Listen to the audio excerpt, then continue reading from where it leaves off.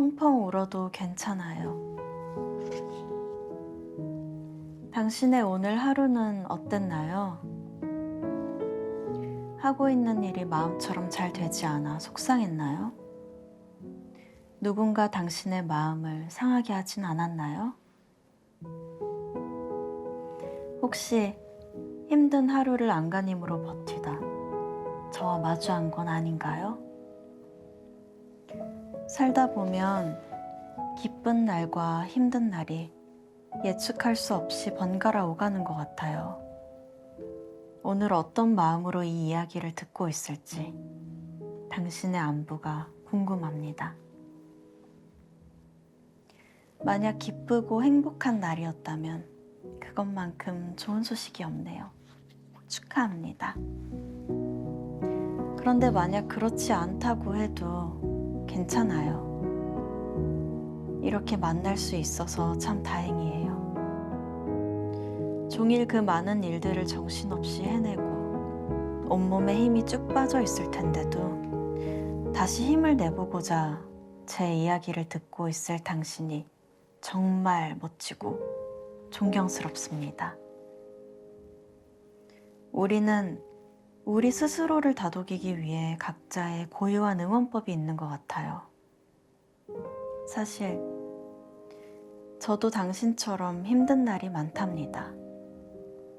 인생의 반, 어쩌면 그 이상을 힘들다고 느끼곤 했어요. 그래서 저 또한 당신처럼 나를 돌보는 시간이 꼭 필요한 사람 중 하나예요. 도움이 될지는 모르겠지만 저만의 셀프 응원법 알려드릴까요? 먼저 집에 들어오자마자 깨끗하게 샤워를 해요. 가장 좋아하는 향기의 바디워시로 몽글하게 거품을 내고 구석구석 몸을 닦아내며 오늘 하루 동안 쌓였던 먼지와 함께 힘들었던 일까지 깨끗하게 지우고 있다고 상상해요.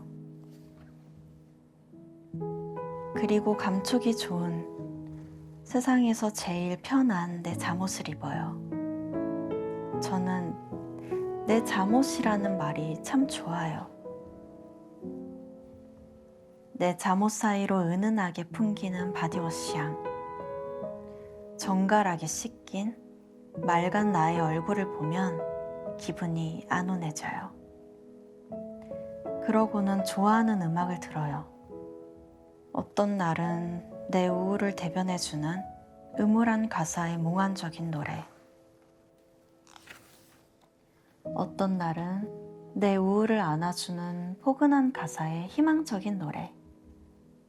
음악 선곡은 그때그때 달라지는데 정반대의 스타일의 곡들이지만 효과는 같아요. 내 기분이 나아지게 만들죠. 그리고 아무거나 눈에 들어오는 책을 가져다 읽기 시작해요. 이 책이 오늘 밤 나에게 어떤 위로를 해줄까 기대하면서. 보통의 경우는 이런 노력들 덕분에 조금은 나아진 기분으로 잠자리에 들지만 그 어떤 셀프 응원법도 통하지 않는 날이 있어요. 내가 겪은 힘든 일이 너무 거대해서 더 이상 애쓰고 싶지 않고 아무것도 하고 싶지 않아서 몸살이 난 것처럼 그저 무력하게 누워만 있고 싶은 그런 날. 저는 그럴 때면 내가 할 수 있는 가장 편안한 자세를 취하고 그냥 펑펑 소리내어 울어버립니다. 눈물을 흘리다 보면 마음 깊숙한 곳에 눈에 띄지 않은 아주 작은 선인장 가시처럼 박혀서 수시로 콕콕 나를 찔러댔던 힘들고 우울했던 기억들이 함께 쏟아져 나오거든요.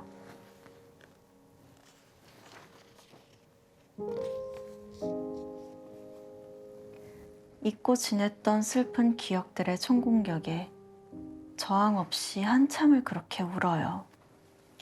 그러다 보면 나도 모르게 잠이 들어요. 다음 날 아침이 되면 두 눈이 퉁퉁 부어 있어서 당혹스럽긴 해도 이미 눈물을 한바탕 쏟아낸 때문인지 마음은 맑게 개어 있어요. 많은 비가 내린 이후 어두운 회색에서 깨끗한 하얀색이 된 구름처럼요.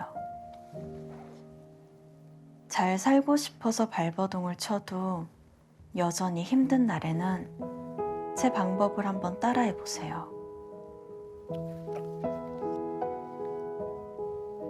펑펑 소리내 울고 나면 다음 날에는 새롭게 시작할 힘이 생길 거예요. 그럼 그 힘을 가지고 다시 씩씩하게 하루를 보내면 됩니다. 출처를 알 수 없는 명언으로 오늘의 이야기를 마무리합니다. 울어라. 그리고 앞으로 나아가라. 너의 눈물이 앞으로 너에게 다가올 행복의 씨앗에 미천이 되게 하라. 펑펑 울어도 괜찮아요. 우리는 행복의 물을 주는 중입니다.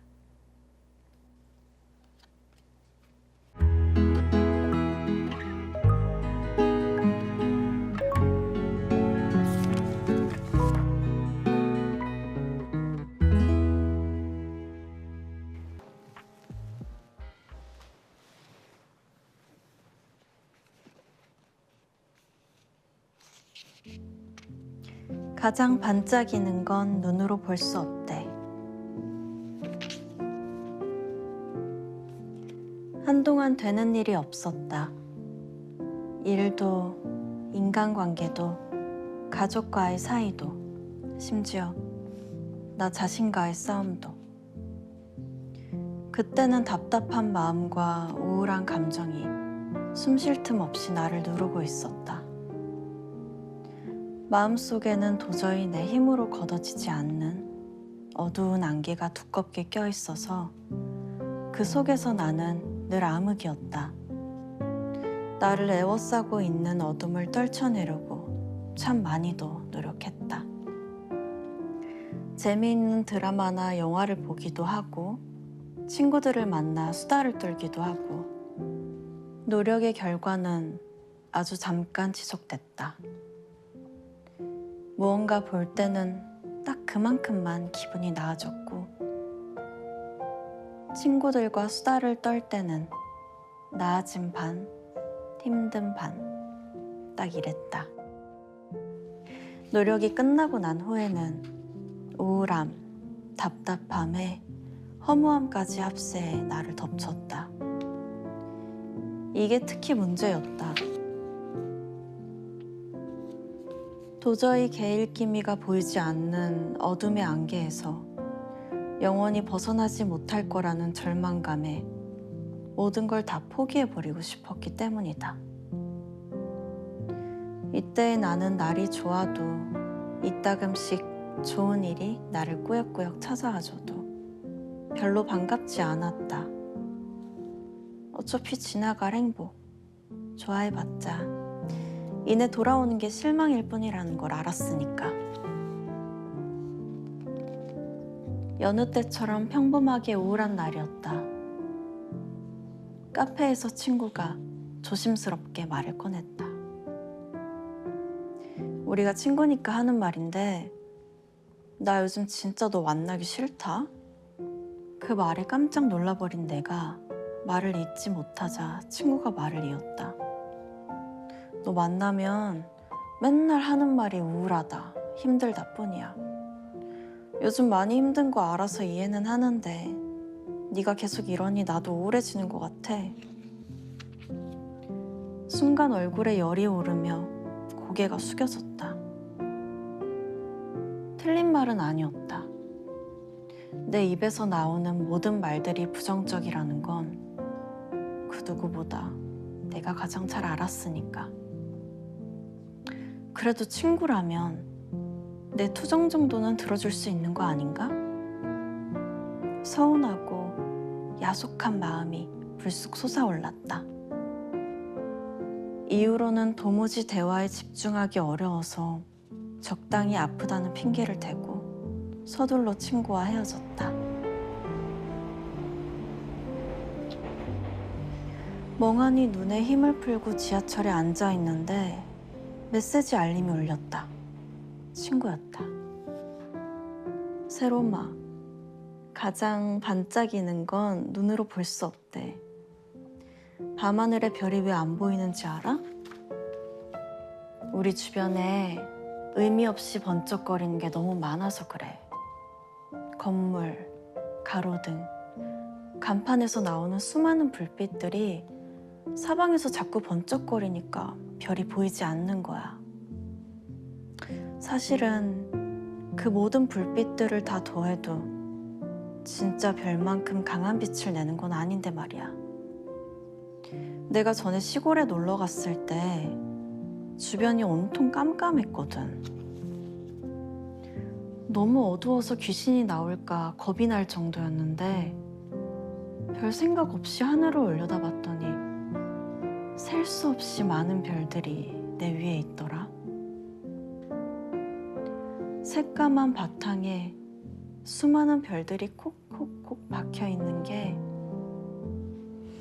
너무너무 예뻐서 무서운 것도 있고 평상에 누워서 한참을 바라봤었어. 지금 너가 어두운 건 너 안에 반짝이는 예쁜 별들을 더 잘 보기 위해서 아닐까?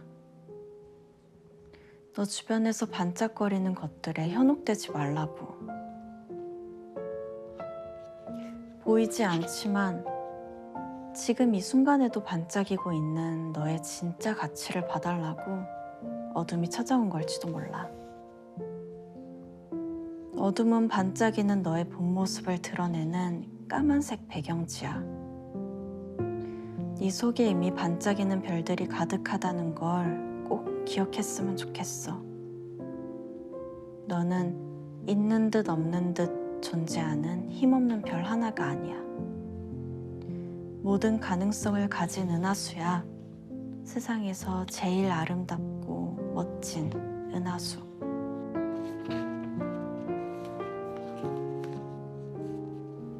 친구의 메시지에 어떤 답장을 해야 할지 고민하다 폰에서 눈을 떼고 잠시 고개를 들었다. 지하철 차창 밖으로 각기 다른 불빛들이 빠르게 스쳐 지나가고 있었다. 그 불빛들이 만드는 빛의 궤적들을 하염없이 바라보다가 본의 아니게 친구에게 일십을 저질러 버렸다. 며칠 후 유난히 고된 날이었다. 퇴근길 지하철 안에서 반쯤 혼이 나간 채 손잡이를 잡은 팔에 기대어 서 있는데 창밖 너머 밤의 한강이 눈에 들어왔다. 까만 강물 위로 도시의 여러 불빛들이 반사되어 일렁이고 있었다. 새삼스럽지만 한강의 야경은 참 아름다웠다. 그런데 화려하게 채색된 강물과 극명한 대비를 이루는 온통 암흑의 하늘이 있었다. 덩그러니 떠있는 달 하나가 여기가 하늘임을 홀로 증명하는 중이었다. 문득 친구가 보냈던 메시지가 떠올랐다. 나는 그제야 친구의 메시지에 답장을 하기 시작했다. 우리 별이나 보러 갈까?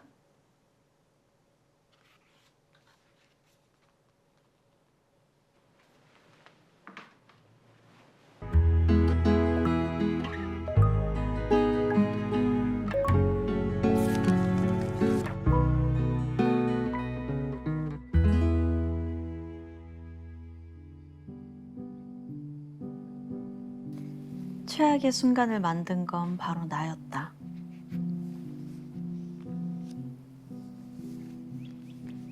하루하루 손꼽아 기다린 여름 휴가였다. 집을 떠나 혼자 살게 된 게 벌써 2년 차. 홀로서기의 자유로움은 언젠가부터 외로움으로 변해 있었고 엄마에 대한 그리움이 수시로 울컥 올라오곤 했다. 내 앞에 무섭게 쌓여가는 낯선 일들에 겁없이 열정만으로 덤볐지만 그저 나를 태우고 또 태우던 나날들이었다. 나를 소진시키다 전소해버리고 겨우 한 줌에 나만 남은 것 같았을 때 엄마. 젖먹이 아가가 엄마를 갈망하듯 그렇게 엄마가 보고 싶었다. 태어나 처음으로 엄마와 단둘이 여름 휴가를 떠나기로 했다. 작고 비천한 내 월급이 이런 쓸모가 있었다니. 엄마와 함께 묵을 숙소를 내 돈으로 계약하며 이 세상 최고의 효녀가 된 것만 같은 기분이었다.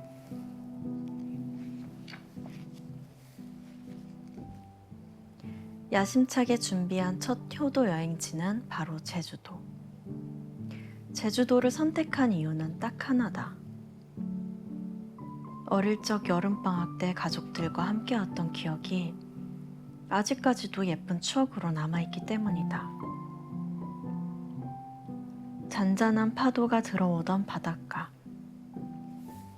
발가락 사이사이를 간지럽히던 모래알들. 엄마와 함께 해변에서 주웠던 작은 조개 껍질.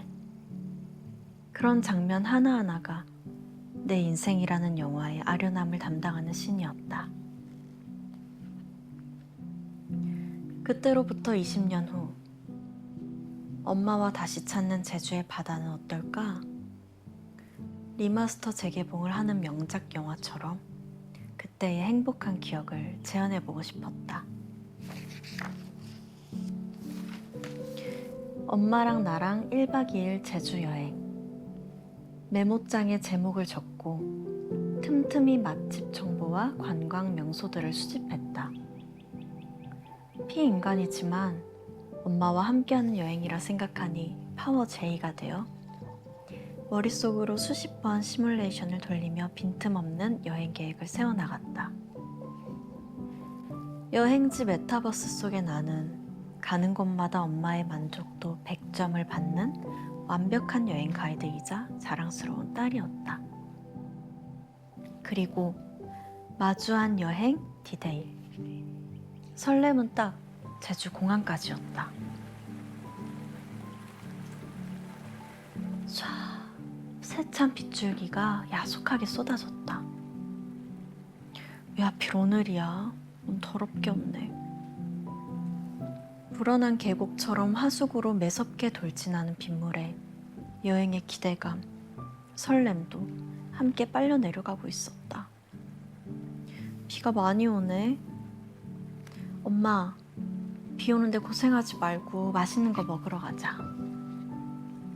급하게 편의점에서 가장 저렴한 투명 우산 2개를 사고 엄마가 힘들지 않도록 택시를 잡았다.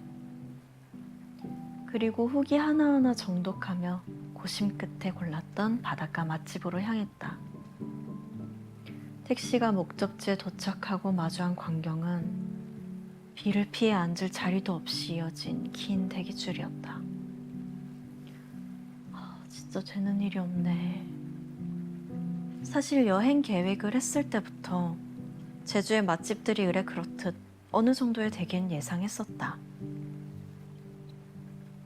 그래서 식당 바로 앞 바닷가에서 모래도 밟아보고 조개 껍질도 찾아보고 엄마랑 사이좋게 사진도 찍으며 기다림의 시간을 보내려 했었다.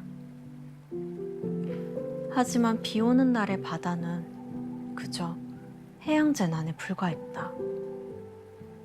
파도가 어찌나 무섭게 치던지 성남 파도에 산채로 매장당하기 십상이라 바닷가 근처로는 다가가지도 못했다. 우산을 왜 쓰고 있는지 모를 정도로 온몸에 들이치는 장대비에 엄마의 신발과 청바지가 무거워지는 걸 보며 엄마가 힘들까 내 마음은 더 무거워졌다. 대기순번이 되어 겨우 자리를 잡고 그렇게 맛있다는 제주 전복 리조또를 먹으면서도 시선은 내내 비 내리는 창밖을 향했다. 비가 그칠 기미가 안 보이네. 숙소로 가는 게 어떨까? 엄마의 제안을 받아들일 수밖에 없었다. 엄마는 비 오는 날을 좋아하지 않았으니까. 나의 완벽한 여행 계획은 처참히 실패했다. 숙소 체크인을 하고 방에 들어오자마자 푹 젖은 신발과 바지를 걸어 놓았다. 침대에 누워 물이 뚝뚝 떨어지는 옷가지를 바라보며 내일 날씨는 어떨지, 신발이 내일은 말라 있을지, 왜 나는 되는 일이 없는지 속상한 마음을 곱씹다가 깜빡 잠이 들었던 것 같다. 어디선가 치킨 냄새가 나기에 눈을 뜨니 저녁 식사 시간을 한참 넘긴 밤 9시. 엄마가 치킨을 시켜놓고 내가 일어나기를 기다리고 있었다.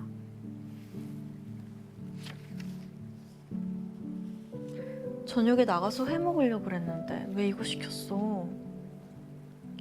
비 많이 오는데 뭐하러 그래? 오늘 저녁엔 이거 먹고 푹 자자. 오늘 고생했으니까. 생애 첫 엄마랑 단둘이 하는 여행에 언제 어디서나 먹을 수 있는 치킨이라니. 가뜩이나 망한 여행에 얹힌 평범한 저녁 메뉴에 나는 더 짜증이 나는데 엄마가 말했다. 기억나? 우리 옛날에 여름에 제주도 왔을 때도 비 엄청 왔잖아. 나는 귀를 의심했다. 그때 비가 왔었다고? 그래, 그때 여름방학, 너희 어릴 때. 그때도 비 엄청 왔지, 3일 내내. 진짜? 그래도 재밌었어. 네가 너무 즐거워해서. 엄마는 여름 휴가인데 비가 와서 속 많이 상했거든. 그런데 네가 빗물 웅덩이에서 막 첨벙거리면서 재밌다고 웃는 거야. 그래서 아빠가 해변 흙을 파서 빗물 웅덩이를 더 크게 만들어주고 너랑 나랑 조개 껍질로 배 띄워서 놀고 그랬지. 나는 크게 놀랐다. 같은 추억이 이렇게 다르게 남을 수가 있을까? 내가 기억하는 여름 휴가의 제주는 온통 맑음이었는데 그때의 행복한 기분이 내 기억에서 비를 지워버렸던 걸까? 근데 엄마 비 싫어하지 않나? 엄청 싫어하지. 근데 네가 좋아하니까 엄마도 신이 나가지고 나도 내가 그럴 줄 몰랐어. 비 쫄딱 담아주면서 아 재밌다 이러면서 많이 웃었지. 딸 덕에 비 오는 날에 좋은 추억이 생겼지? 오늘도 그렇고. 근데 이거 닭 잘 튀겼네. 엄마는 치킨을 정말 맛있게 드셨다. 그날 밤 침대에 누워 오늘 있었던 일들을 떠올려 봤다. 나는 제주에 도착하자마자 쏟아지는 비에 꽂혀서 하루 종일 짜증을 내고 있었다. 다시 생각해보면 제주 전복 리조또는 별미였고 평범해 보였던 치킨은 정말 맛있었다. 그리고 무엇보다 엄마의 표정이 밝았다. 여행을 제대로 즐기지 못하고 허무하게 흘려보내고 있는 건 비가 아닌 나였다.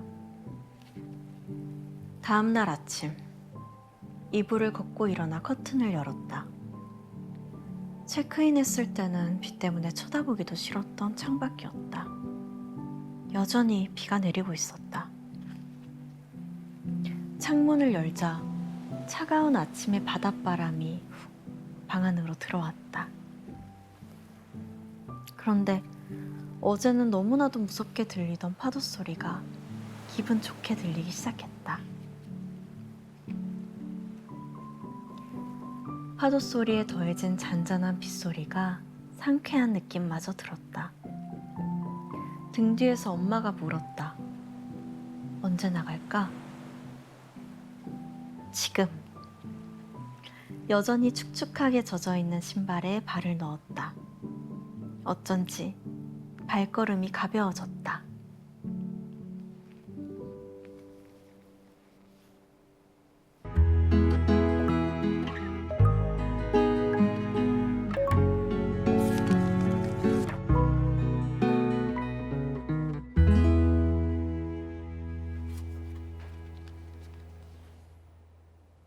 때로는 무너져 내리는 것이 필요하다.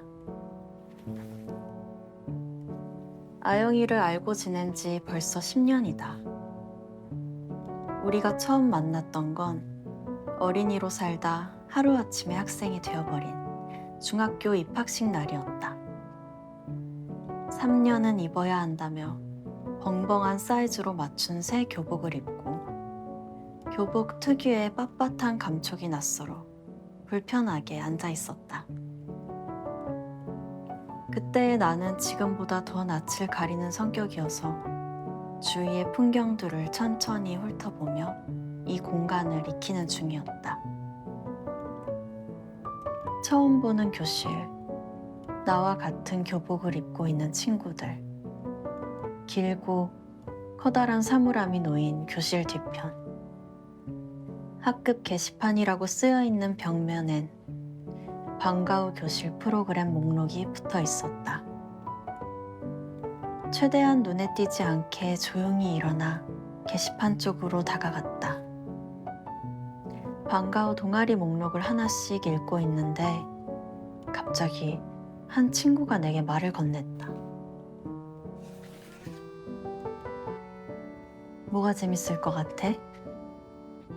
그게 아영이와의 첫 만남이자 우리 우정의 시작이었다. 친구와 함께하게 된 방과 후 교실은 요리 동아리. 다 재미없어 보이니 맛있는 거나 만들어 보자며 해맑게 웃던 아영이의 얼굴과 목소리를 10여 년이 지난 지금까지도 기억하고 있다. 아영이는 늘 밝았다. 그렇다고 과하진 않았다. 주변 분위기를 잘 맞추는 적당한 수준의 활기로 모든 사람들이 아영이를 좋아했다. 나 역시 마찬가지였다. 아영이가 우는 모습을 내가 봤었던가? 10년을 알아왔지만 아영이가 화를 내거나 우는 모습을 본 기억은 없다. 실컷 짜증내고 투정 부리고 울고 불고 감정 기복이 널뛰던 것은 늘 나였다.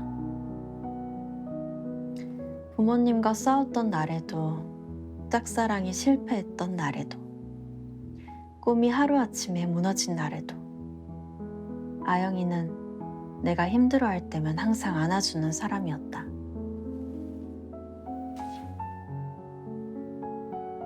이렇게 한결같이 완벽한 성격의 사람이 내 친구였다. 그러던 어느 날 아영이가 담담한 표정으로 말했다. 엄마 아빠가 갈라선대. 이제 나도 성인이니까 더 이상 아이 키운다는 핑계로 같이 살 이유는 없는 것 같다고. 이제 진정한 독립인가? 아영이는 그 말을 하면서도 웃고 있었다. 어떤 반응을 해줘야 아영이가 상처받지 않을지를 생각하며 머릿속으로는 말을 고르고 있느라 내 표정이 어두워졌던 것 같다. 아영이가 다시 웃으며 말했다. 야, 괜찮아. 나 어릴 때부터 두 분 사이 별로였어. 지금 당장 헤어진다고 해도 이상할 거 없을 정도? 익숙하다, 익숙해. 무려 10년 만에 듣게 된 이야기였다. 아영이의 웃음 뒤에 감춰진 비밀이 있다고는 상상도 하지 못했는데 어떻게 그 오랜 시간을 아무 일 없는 것처럼 웃어왔던 걸까? 너 안 괜찮은 거 아니야? 왜 웃는 거야? 아, 웃는 거? 내가 엄마 아빠 눈치를 많이 보며 커서 그런지 감정을 숨기는 게 익숙해. 내가 칭얼대고 힘들게 하면 엄마 아빠가 더 빨리 헤어질 것 같아서 불안할수록 더 웃고 다녔거든. 이렇게 살다 보니 그냥 내 얼굴 자체가 옷상이 되어버렸네. 나 좀 바보 같은가? 여전히 입가에 웃음을 띠고 말하는 아영이지만 내가 놓치고 있었던 슬픈 눈빛이 읽히기 시작했다. 너 슬프잖아. 억지로 웃지 마. 힘들면 힘들다고 말을 해야지 왜 괜찮은 척 했어?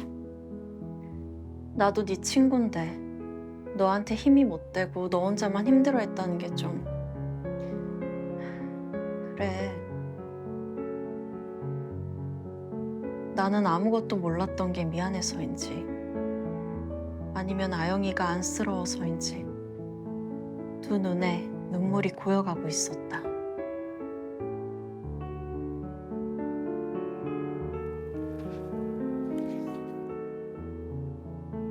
야, 왜 이래? 왜 네가 울어? 울지 마. 나 진짜로 괜찮아. 내가 울자 당황한 아영이가 나를 달래기 시작했다. 10년간 그래왔듯 이런 상황에도 아영이가 나를 위로해주는 아이러니. 진짜 웃기네. 아, 왜 네가 우냐고. 울어도 내가 울어야지. 야, 그만 울어. 아, 진짜 울지 말래도. 아영이의 얼굴에서 웃음기가 사라져갔다. 그리고 무표정한 얼굴을 지나 미묘한 찡그림이 시작됐다.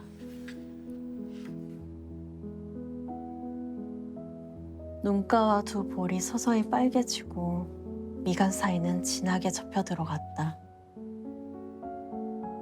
입꼬리가 아래로 길게 내려오며 두 눈을 감았을 때 톡 하고 눈물이 떨어졌다.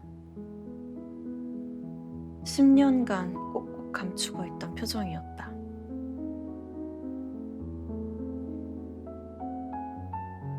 나는 아무 말 없이 아영이를 안아주었다. 아영이는 소리내어 흐느끼기 시작했고 점점 더 서러운 울음을 내었다. 나는 더 큰 소리로 울었다. 힘들어하는 친구에게 100마디 위로의 말을 해주기보다 그저 마음 편히 울게 해주고 싶었다. 상처를 드러내는 게 두려워도 내 치부가 까발려지는 게 괴로워도 걱정하지 말라고. 널 아끼고 사랑하는 마음은 변하지 않는다고. 넌 여전히 소중한 내 친구라고. 함께 울어주는 것으로 이 마음이 전달되길 바랐다. 신이 사람을 여러 가지 표정으로 만든 건 그것이 우리에게 꼭 필요했기 때문이 아닐까?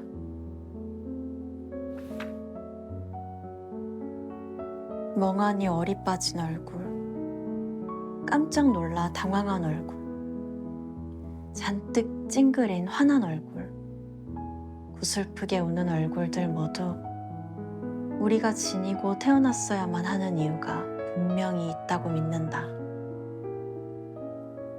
그런데 우리는 웃는 얼굴만이 좋은 것이라 종종 착각하는 것 같다. 그때 우리에게 가장 필요한 얼굴은 웃음의 가면을 벗은 진짜 민낯의 울음이었다. 때로는 애써서 버티는 것보다 무너져 내리는 것이 필요하다. 눈물 콧물이 범벅이 되도록 못생긴 표정으로 남의 눈에 어떻게 보일지 걱정은 접어두고 깊은 슬픔 속으로 뛰어들자. 그것은 분명 치유의 울음이었다.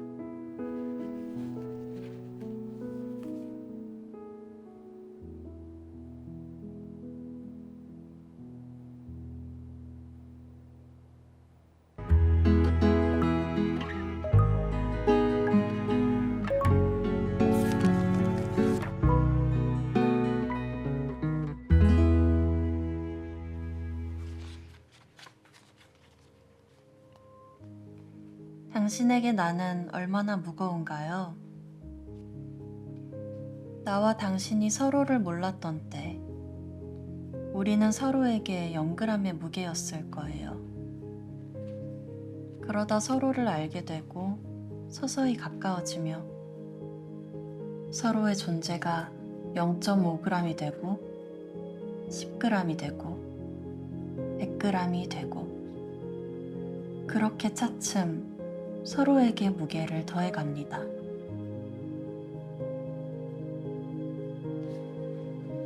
그러면서 누군가는 행복해하고 누군가는 불행해지기도 해요. 무게감이 커지는 서로의 속도가 다를 테니까요. 내가 느끼는 당신의 무게와 당신이 느끼는 나의 무게가 완벽히 똑같기를 바라는 마음. 이런 마음은 점점 다양한 모양으로 변해갑니다. 너도 나와 같을까? 귀여운 기대였다가 너는 나랑 다른 것 같아. 서글픈 실망이었다가 너는 왜 나만큼이 아니야? 노엽고 분한 마음이었다가 어느샌가부터 너도 당해봐라. 조금도 손해보고 싶지 않은 옹졸한 마음이 되어가요.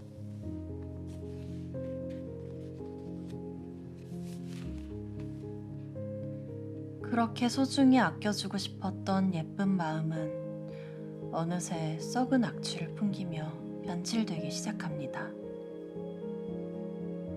영글함에서 나를 가득 채웠던 그 무게는 품고 있는 것 자체로 괴로운 응어리가 되어 나를 짓누릅니다. 결국 둘 중에 하나는 내버리기를 선택하고 다시 서로에게 영글함으로 수렴해 갑니다.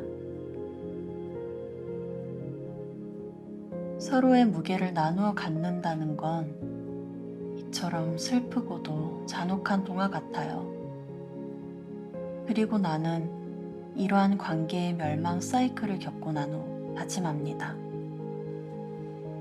앞으로는 절대로 상대를 무겁게 담지 않을 거야. 상처받지 않기 위해 철저히 동등한 무게가 되어야 해. 받은 만큼 주는 관계. 준 만큼 받은 관계. 이보다 더 합리적이고 공평한 관계는 없어 보여요.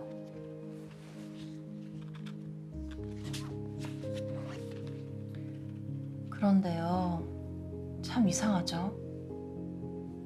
얼핏 이상적으로 보이는 이런 관계는 늘 끝이 났습니다. 서로에 대한 어떤 미련도 없이요.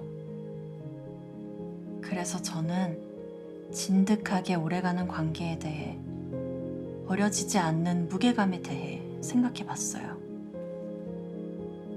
부모님에게 나는 담고 담고 또 담는 영원히 무게를 더하는 존재일 겁니다. 친구들에게 나는 무거웠다, 가벼웠다를 반복하지만 항상 그 자리에 있는 존재일 거예요. 사회 속에서 나는 존재감이 있는 사람이 되고 싶어서 부단히도 노력합니다. 부모님과 나, 친구들과 나, 사회 속에서의 나.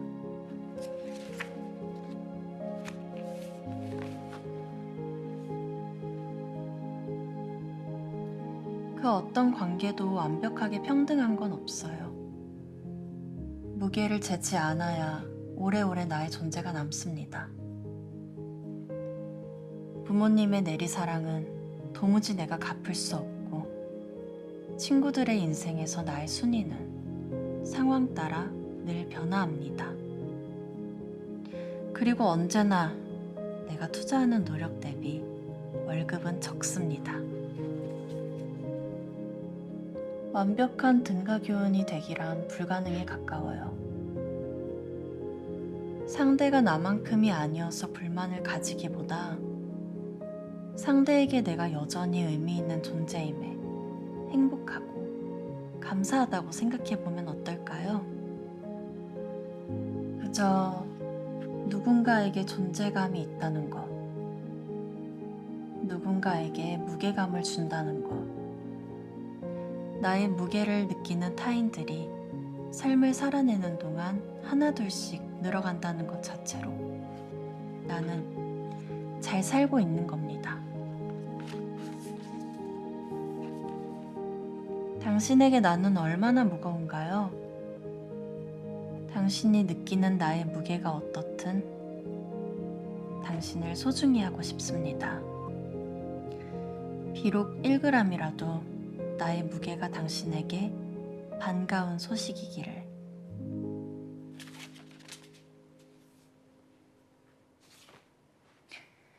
네, 지금까지 잘 들어주셔서 너무너무 감사드리고요. 제가 책을 읽어드리는 그 날만큼은 굉장히 평안한 밤이 되셨기를 바랍니다. 저는 또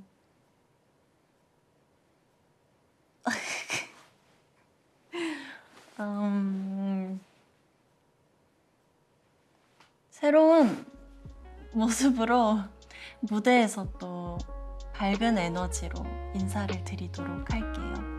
반가웠습니다. 안녕.